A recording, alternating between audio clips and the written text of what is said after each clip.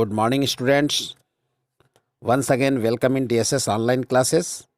This is C. Yadav, and today we are going to discuss our civics chapter first, the Indian Constitution, Bharatiya Samvidhan. In this chapter, we discussed in our last video the topic, why does a country need a constitution? एक देश को संविधान की आवश्यकता क्यों होती है? इस टॉपिक को हम लोगों ने डिस्कस किया था लास्ट वीडियो में. And today we will discuss about the same topic, but the aspects of this topic is something different. Today we will discuss about a democracy which took place after monarchy. We discussed today Nepal. Nepal converted from monarchy to democracy.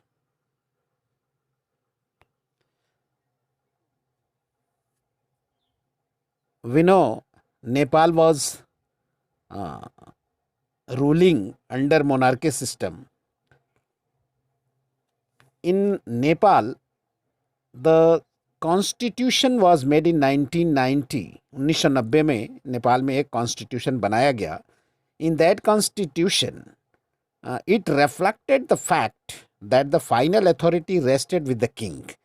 उस संविधान में यह दर्शाया गया कि जो अंतिम शक्ति है वह नेपाल के राजा के हाथों में निहित होती है, दूसरे किसी के हाथों में नहीं. That means the final authority was in the hand of the king of Nepal. After a long struggle, Nepal finally succeeded in 2006 to end the powers of king.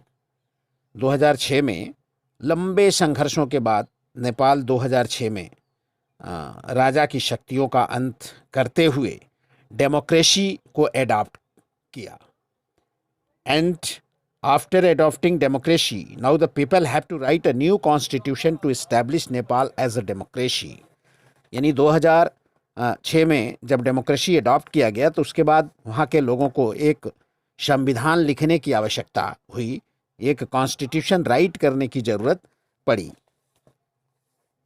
And one more second important purpose of constitution is to define the nature of a country's political system.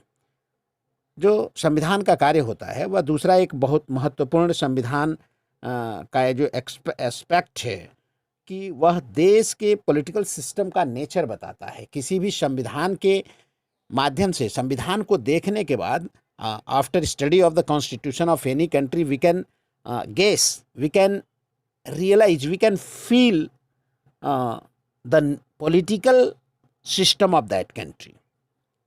So it's very important to identify the political system of a country by the constitution of that country.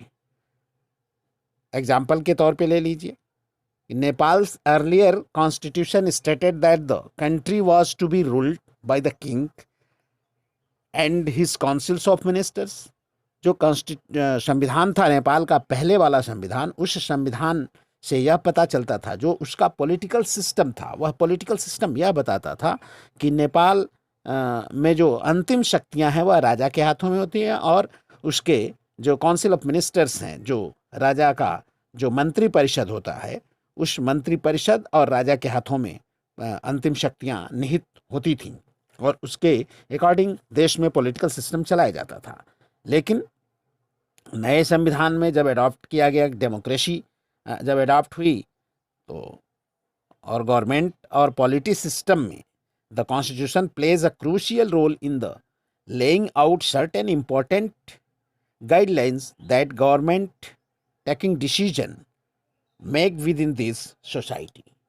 इस नए नेपाल में अब जो नया नेपाल हुआ constitution बनने के बाद, उसमें अब सारी शक्तियां कॉन्स्टिट्यूशन के हिसाब से प्रजातंत्र में चली गई और प्रजा के द्वारा यानी कि जनता के द्वारा चुने गए जो रिप्रेजेंटेटिव्स होंगे, अब शक्तियां उनके हाथों में होंगी, न कि राजा के हाथों में होंगी.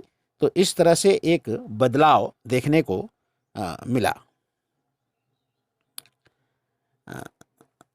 Rest of the things of this chapter we will discuss in next video. Okay, thank you.